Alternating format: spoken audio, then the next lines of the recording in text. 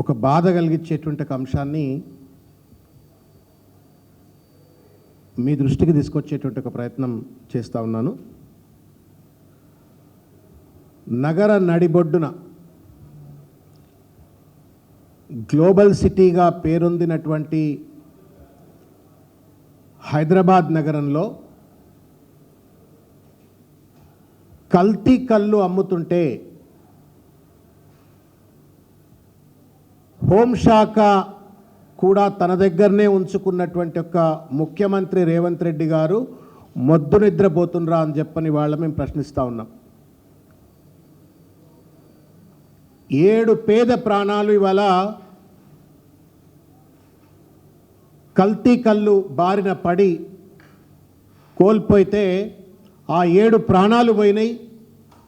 7 కుటుంబాలు ఆ వారిపై ఆధారపడేటువంటి ఒక 7 కుటుంబాలు ఇవాళ రోడ్ల మీదకి వచ్చి ఇవాళ నానా అవస్థకు గురవుతున్నటువంటి ఒక దుర్మార్గమైన పరిస్థితి చూస్తూ ఉంటే, మరో పక్కన బాధ్యత లేనటువంటి ఒక హోంశాఖ మంత్రి ముఖ్యమంత్రి రేవంత్ రెడ్డి గారు, పోలీసులు వీళ్ళందరి వ్యవహారాన్ని కూడా సంబంధిత ఎక్సైజ్ డిపార్ట్మెంట్ అధికారులు కావచ్చు, నార్కోటిక్స్ డిపార్ట్మెంట్ కావచ్చు, వీళ్ళందరి యొక్క బాధ్యతారాహిత్యాన్ని కూడా బీఆర్ఎస్ పార్టీ తీవ్రంగా గర్హిస్తూ ఉంది, ఖండిస్తూ ఉంది. ఇవాళ పేదల పట్ల, పేదల జీవితాల పట్ల, పేదల ఆరోగ్యం పట్ల ఈ ప్రభుత్వానికి ఉన్నటువంటి ఒక సో ఏంటి అనేటువంటిది ఇవాళ స్పష్టంగా విదితమవుతా ఉంది. ఈ దుర్మార్గమైనటువంటి ఒక ఘటన పట్ల పొద్దున లేస్తే రేవంత్ రెడ్డి గారు డ్రగ్గులు, పబ్బులు, క్లబ్బులు అంటూ, తర్వాత ఈగలని, లేకపోతే రకరకాల సమావేశాలు పెట్టి కమాండ్ కంట్రోల్ సెంటర్లో, లేకపోతే బహిరంగ సభలు పెట్టి తానేదో ఈ యొక్క డ్రగ్స్కు, గాంజాకు, లేకపోతే రకరకాలైనటువంటి ఒక కల్తీ మద్యాలకు వ్యతిరేకంగా పోరాటాలు చేస్తున్నట్టుగా డ్రామాలు చేసేటువంటి ఒక రేవంత్ రెడ్డి గారు ఎందుకు ఇవాళ వరకు కూడా ఒక మౌనం వీడట్లేరు, కనీసం ఖండించలేదు. ఆ కుటుంబాలను ఆదుకోవడం కోసం ఇంతవరకు కూడా సాధికారికంగా ప్రభుత్వం తరపు నుండి ప్రకటన ఎందుకు చేయట్లేరు? పేదల పట్ల అంత చులకన భావమా ముఖ్యమంత్రి గారు మీకు? ఒక పక్కన మీ బాధ్యతారాహిత్యం, మీ చేతగానితనం, మీ అసమర్థత, కేవలం కోతల ప్రభుత్వం తప్ప చేతల ప్రభుత్వం కాదు. మీరు మాటలు మాట్లాడతారు తప్ప నిర్దిష్టమైనటువంటి ఒక లా అండ్ ఆర్డర్ను రెగ్యులేట్ చేయలేరు, కల్తీని రెగ్యులేట్ చేయలేరు. మరో పక్కన పోయిన ప్రాణాల పట్లైనా కనీసం మీరు మానవత్వంతో, ఉదారంతో మీరు ఇంతవరకు కూడా ఖండించకపోవటం, వాళ్ళకు అండగా ఉంటుంది ప్రభుత్వం అని చెప్పని ప్రకటన చేయకపోవటం మీ యొక్క దుర్మార్గమైనటువంటి వైఖరికి ఇది నిదర్శనం, మీ మానవత్వ లేమికి ఇది నిదర్శనం అని చెప్పని బీఆర్ఎస్ పార్టీ ఖండిస్తూ ఉంది. మేము విజ్ఞప్తి చేస్తూ ఉన్నాం ముఖ్యమంత్రి గారికి, తర్వాత ఎక్సైజ్ శాఖ మంత్రికి, సంబంధిత అధికారులకు, పోలీసులకు, అందరికి కూడా మొద్దు నిద్ర వీడండి. కల్తీ కళ్ళు బ్రాండ్ హైదరాబాద్ను దెబ్బతీసే విధంగా, పేదల జీవితాలను ఛిద్రం చేసే విధంగా ఎక్కడైనా ఎవరైనా కల్తీ కళ్ళు అమ్మేటటువంటి ఒక పరిస్థితి ఉన్నట్టయితే వాళ్లపైన చట్టబద్ధమైనటువంటి ఒక చర్యలు తీసుకోవాలా అని చెప్పని మేము డిమాండ్ చేస్తూ ఉన్నాము. రెండవ డిమాండ్ ఏంటంటే 7 ప్రాణాలు, 7 కుటుంబాలు, 7 తరాలు, వాళ్ళను ఆదుకునే విధంగా వెంటనే ప్రభుత్వం తగు ఎక్స్గ్రేషియా అనౌన్స్ చేయాలా అని చెప్పని ఈ సందర్భంగా ప్రభుత్వానికి మేము విజ్ఞప్తి చేస్తూ ఉన్నాము. ఇంకొకటి, బీఆర్ఎస్ ప్రభుత్వం కూడా అధికారంలో ఉంది 10 సంవత్సరాల పాటు. ఎక్కడా కూడా కల్తీ కళ్ళకు సంబంధించిన సమస్యలు రాకుండా నిరంతరంగా చెక్స్ అండ్ బ్యాలెన్సెస్ పెట్టుకొని వ్యవహరించినటువంటి ఒక తీరును కూడా గుర్తు చేస్తూ, మరి ఈ ప్రభుత్వం ఎందుకు మొద్దు నిద్రపోతూ ఉన్నది అంటే దానికి ప్రధానమైనటువంటి ఒక కారణం ఏంటి అంటే, ఇవాళ అనేక కల్తీ కళ్ళు అమ్ముతున్నటువంటి వాళ్ళు ఇవాళ ప్రభుత్వంతో చేతులు కలిపి అధికారంలో ఉన్నటువంటి ఒక కాంగ్రెస్ పార్టీలో చేరి ఇవాళ ఈ రకమైనటువంటి ఒక కల్తీ కళ్ళు అమ్ముతున్నట్టుగా కూడా ప్రాథమికమైనటువంటి ఒక సమాచారం ఉన్న దరిమిలా ఈ మొత్తం కల్తీ కళ్ళు వ్యవహారం పైన విచారణ జరపాలా, బాధితులకు ఎక్స్గ్రేషియా చెల్లించి ఆదుకోవాలా, అదేవిధంగా కల్తీ కళ్ళు నివారణ చర్యలు చేపట్టాలా, ముఖ్యమంత్రి గారు హోంశాఖ తన దగ్గర పెట్టుకున్నారు కాబట్టి మొద్దునిద్ర నుండి బయటికి లేచి ఎక్సైజ్ శాఖ మంత్రి మీరంతా కూడా రివ్యూ చేసి భవిష్యత్తులో కల్తీ కళ్ళు పేరు మీద ఏ పేద ప్రాణం కూడా పోకుండా ఉండేటువంటి ఒక కఠినమైనటువంటి ఒక తగు చర్యలు చేపట్టాలని చెప్పని బీఆర్ఎస్ పార్టీ తరపు నుండి డిమాండ్ చేస్తూ ఉన్నాం. ఇకపోతే ఒక ముఖ్యమైనటువంటి ఇంకొక అంశాన్ని కూడా మీడియా ద్వారా తెలంగాణ సమాజానికి అంతా కూడా తీసుకొచ్చేటువంటి ఒక దృష్టికి తీసుకొచ్చేటువంటి ఒక ప్రయత్నం చేస్తాం. ఇది ఫోటో, కొంచెం జూమ్ చేస్తే చేయరు కెమెరా సోదరులారా, తెలిసిపోతుంది జనాలకు. ఈ ఫోటోలో ఉన్నటువంటి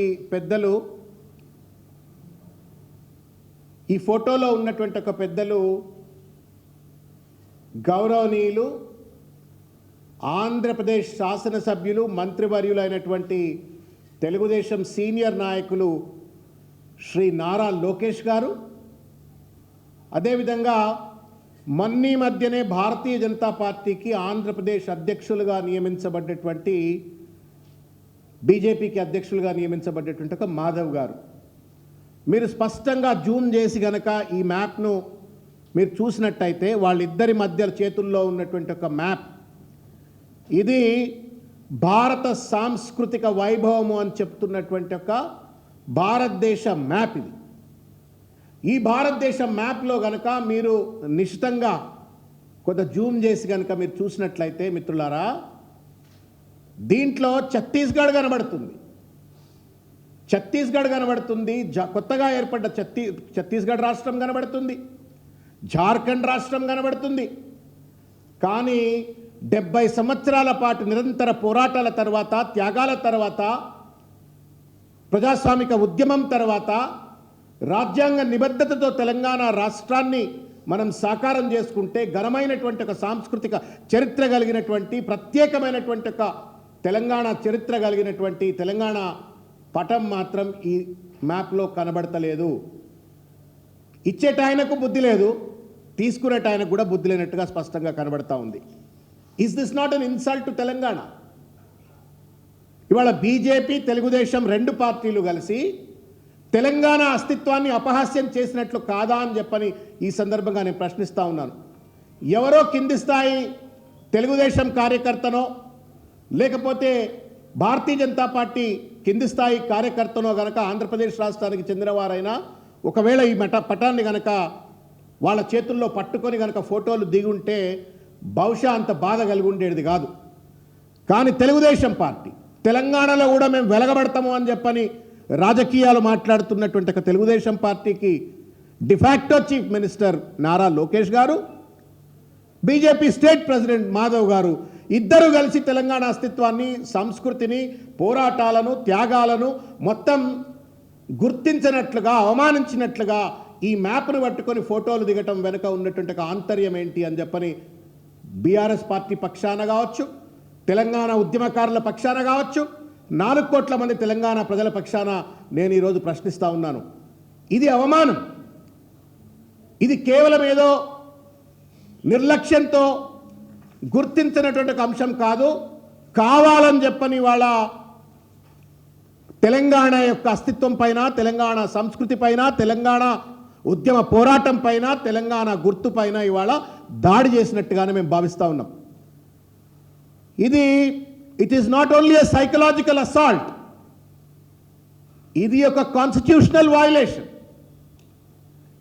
ఏ మ్యాప్నైనా, దేశ పటాన్నైనా, రాష్ట్ర పటాన్నైనా ఎవడికి ఇష్టం వచ్చినట్టు వాడు డీఫేస్ చేయటానికి భారతదేశంలో ఉన్న రాజ్యాంగం కానీ, చట్టాలు కానీ ఒప్పుకోవు. నారా లోకేష్ గారు, మాధవ్ గారు దయచేసి గుర్తించాలని చెప్పని నేను కోరుతా ఉన్నాను. తెలుగుదేశం పార్టీ తెలంగాణ ఉద్యమ సమయంలో ఏ రకంగా చంద్రబాబు నాయుడు గారి యొక్క నేతృత్వంలో తెలంగాణకు గండి కొట్టాలనే ప్రయత్నం చేసింది, ఉద్యమానికి ద్రోహం చేయాలనే ప్రయత్నం చేసింది, రాష్ట్రం రాకుండా అనేక కుట్రలు కుతంత్రాలు చేసింది మనందరికీ తెలుసు. ఇవాల్టికి కూడా తెలంగాణ వచ్చిన కొత్తలో ఏ రకంగా ఓటుకు నోటు కేసు ద్వారా తెలంగాణ ప్రజలెన్నుకున్నటువంటి ఒక ప్రభుత్వాన్ని కూల్చి తెలంగాణ ఉద్యమమే అనవసరం అనేటువంటి ఒక రీతిలో ఒక దుర్మార్గమైన కుట్ర కుతంత్రకు పాల్పడ్డ విషయం కూడా తెలుసు. ఇవాళ ఈ 10 సంవత్సరాల పాటు ఏ రకంగా అనేక ప్రాజెక్టుల విషయంలో మోకాలు అడ్డం పెట్టిందో తెలుసు. ఇవాళ బనకచెర్ల పేరు మీద కావచ్చు, కృష్ణా గోదావరి జలాలు ఏ రకంగా ఇవాళ దోపిడీకి పాల్పడతా ఉన్నారో కూడా మనం చూస్తూ ఉన్నాం. ఇది తెలుగుదేశం పార్టీ యొక్క నైజం. మరి భారతీయ జనతా పార్టీ ఒక జాతీయ పార్టీ, మేము కూడా తెలంగాణ ఇవ్వడంలో తోడ్పడ్డము అని చెప్పని చెప్పుకునేటువంటి ఒక తెలంగాణ నాయకులు ఇవాళ ఏం సమాధానం చెప్తారు, మాధవ్ గారిని ఏ రకంగా నిలదీస్తారు అని చెప్పని ఇవాళ నేను ప్రశ్నిస్తూ ఉన్నాను. బాధ కలిగించే అంశం, నరేంద్ర మోడీ గారు పలు సందర్భాలలో తల్లిని చంపి బిడ్డను అతికించినట్టుగా ఆంధ్రప్రదేశ్ను విభజించారు. సీమాంధ్ర ప్రాంతాన్ని కాంగ్రెస్ పార్టీ అనాథగా మార్చివేసింది అని చెప్పని 2014 ఏప్రిల్ 30వ తారీఖు నాడు తిరుపతిలో మాట్లాడినారు. పార్లమెంట్లో తల్లి నుంచి బిడ్డను వేరు చేసినారని చెప్పని 2018 ఫిబ్రవరి 7 నాడు పార్లమెంట్లో మాట్లాడినారు. ఎన్నికల్లో లబ్ధి కోసం పార్లమెంట్ తలుపులు మూసి ఏపీని విభజించారు. రాజకీయ స్వార్థంతో హడావుడిగా ఏపీ విభజన నిర్ణయం తీసుకున్నారు అని చెప్పని 2018 ఫిబ్రవరి 7 నాడు పార్లమెంట్లో నరేంద్ర మోడీ గారు అంటారు. దాని తర్వాత 2018 జూలై 21వ తారీఖు నాడు కాంగ్రెస్ పార్టీ పార్లమెంట్ తలుపులు మూసి ఒక రాష్ట్రాన్ని విభజించింది, తల్లిని చంపి బిడ్డను బతికించింది, వాస్తవం కాదా అని చెప్పని మరొక్కసారి అంటారు 2022లో.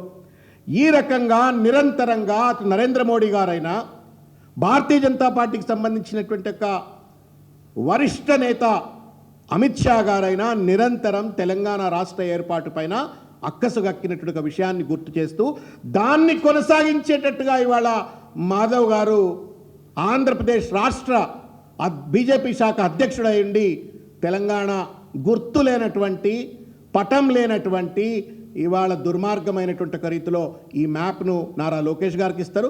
నారా లోకేష్ గారు తీసుకుంటారు, ఫోటోలు దిగుతారు. ఇది భావ నియంత్రణ అంటాం మనం. ఇది ఒక దుర్మార్గమైన కుతంత్రపూరితమైనట్టుగా భావ నియంత్రణ.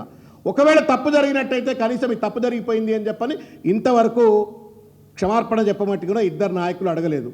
కాబట్టి మేము వెంటనే ఏం విజ్ఞప్తి చేస్తూ ఉన్నామంటే ఇది భారత రాజ్యాంగాన్ని కాలరాసినట్టుగా, మన దేశంలో అమల్లో ఉన్నట్టుగా భారత న్యాయ సంహిత ప్రకారంగా చట్టాలని కాలరాసినట్టుగా భావిస్తూ సుమోటోగానైనా సరే ఇవాళ డైరెక్టర్ జనరల్ ఆఫ్ పోలీస్ గారు కావచ్చు, లేకపోతే హోంశాఖ మంత్రి ఎవరైతే ఇవాళ ముఖ్యమంత్రి రేవంత్ రెడ్డి గారు ఉన్నారో వారైనా వెంటనే చొరవ తీసుకొని ఈ రకంగా తెలంగాణ అస్తిత్వం పైన, సంస్కృతి పైన, తెలంగాణ ఐడెంటిటీ అండ్ ఎగ్జిస్టెన్స్ పైన దాడి చేసినటువంటి వీళ్ళిద్దరి పైన కూడా సుమోటోగా కేసులు పెట్టాలని చెప్పని ఈ సందర్భంగా నేను డిమాండ్ చేస్తూ ఉన్నాను. Section 336 forgery of public documents, section 337 forgery of purpose of deception, ఇరు ప్రాంత ప్రజల మధ్యన, అటు ఆంధ్ర తెలంగాణ ప్రాంత ప్రజల మధ్యన వైషమ్యాలు రెచ్చగొట్టే విధంగా తెలంగాణ మ్యాప్ను చెరిపేసినటువంటి వీళ్ళిద్దరి పైన కూడా సెక్షన్ 336, సెక్షన్ 196, సెక్షన్ 352, సెక్షన్ 353 ప్రకారంగా కేసులు పెట్టాలని చెప్పని పోలీస్ వారిని విజ్ఞప్తి చేస్తూ ఉన్నాము. తెలంగాణ సోయి ఉన్నట్టయితే ఇవాళ అనవసరంగా ఛాలెంజ్లు విసురుతూ, లేనిపోని రచ్చ చేస్తూ, రభస చేస్తూ ఇవాళ ప్రజలలో ఒక రకమైనటువంటి ఒక అనిశ్చితి, అశాంతికి కారకులవుతున్నటువంటి ఒక కాంగ్రెస్ పార్టీ నాయకులు కూడా దయచేసి ఆలోచించాల. ఇవాళ చంద్రబాబు నాయుడు గారి మెప్పు కోసమో లేకపోతే బీజేపీ మెప్పు కోసమో రేవంత్ రెడ్డి గారు కానీ కాంగ్రెస్ ప్రభుత్వం కానీ వ్యవహరించకుండా వీళ్లపైన చర్యలు చేపట్టాలా, తెలంగాణ ఆత్మగౌరవాన్ని కాపాడాలని చెప్పని డిమాండ్ చేస్తూ ఉన్నాను. ఇప్పుడు బాధ అదే, బండి సంజయ్ గారు నిరంతరంగా ఆయన కేసీఆర్ గారిపైన అక్కస్తో కావచ్చు, కేటీఆర్ గారిపైన అక్కస్తో కావచ్చు, బీఆర్ఎస్ పార్టీపై అక్కస్తో కావచ్చు, తెలంగాణ హితం కోసం ఆయన గతంలో పార్లమెంట్ సభ్యుడిగా పనిచేసినాడు, ఇవాళ మళ్ళా పార్లమెంట్ సభ్యుడిగా పనిచేస్తూ ఉన్నాడు, కేంద్ర మంత్రిగా ఉన్నాడు. ఏనాడైనా నోరు విప్పి తెలంగాణ ప్రజలకు జరుగుతున్నటువంటి ఒక కష్టం గురించి, నష్టం గురించి, లేకపోతే పక్క రాష్ట్రం ఆంధ్రప్రదేశ్ చేస్తున్నటువంటి ఒక దోపిడీ గురించి కానీ, రాష్ట్ర విభజన చట్టానికి సంబంధించి ఎప్పుడు కూడా పార్లమెంట్లో ప్రశ్నించిన పాపాన పోలేదు. నోరిప్పితే కేసీఆర్ గారిపైన దాడి చేసిండ్రు. అదే నోరు ఇవాళ ఒక్కసారి బండి సంజయ్ గారు తెలంగాణ కోసం నోరు విప్పాలని చెప్పని నేను కోరుతా ఉన్నాను. This is attack on Telangana. Me party సహచర నాయకుడైతే కావచ్చు మాధవ్ గారు, మీ ఎన్డీలో భాగస్వామ్యమైనటువంటి తెలుగుదేశం పార్టీ అయితే కావచ్చు, కానీ నా ప్రాంతం మీద దాడి జరుగుతూ ఉంది, నా సంస్కృతిని గుర్తించట్లేరు, నా రాజకీయ పటాన్ని గుర్తించట్లేరు, నువ్వు తెలంగాణ పైన దాడి చేస్తుంటే బండి సంజయ్ నిజంగా నికార్సైన తెలంగాణ బిడ్డ అయితే వీళ్ళిద్దరిపైన ప్రెస్ మీట్ పెట్టాలా? ఎంతైతే కసితోటి పసిబట్టినట్టుగా కేసీఆర్ గారి పైన, కేటీఆర్ గారి పైన, బీఆర్ఎస్ పైన దాడి చేస్తావో అదే దాడి కనుక ఇవాళ చేయకపోయినట్టయితే మీరు ఈ కుట్రలో, ఈ కుతంత్రంలో, తెలంగాణ అస్తిత్వాన్ని విధ్వంసం చేయటంలో మీరు కూడా భాగస్వాములు అని చెప్పని ఇవాళ తెలంగాణ సమాజం ఒక నిర్ణయానికి రావాల్సిన అవసరం వస్తుంది. కాబట్టి బండి సంజయ్ గారు మీరు కూడా మొద్దు నిద్ర లేవండి. పనికిరాని అంశాల పట్ల సర్జికల్ స్ట్రైక్లని అవని ఇవని పనికిరాని మాటలు మాట్లాడే బదులుగా ఈ పనికొచ్చేటువంటిది తెలంగాణ అస్తిత్వం పైన దాడి జరుగుతూ ఉంది. మీరు దయచేసి ఒక హోం మంత్రిగా, being a home minister, Telangana ప్రజలకు అండగా ఉండాలని చెప్పని, ఈ సంస్కృతిపై దాడి చేస్తున్న ఇద్దరి పెద్దలపైన చర్యలు తీసుకునే విధంగా మీరు మాట్లాడాలని చెప్పని ప్రభుత్వాన్ని డిమాండ్ చేయాలని చెప్పని కోరుతా ఉన్నాను.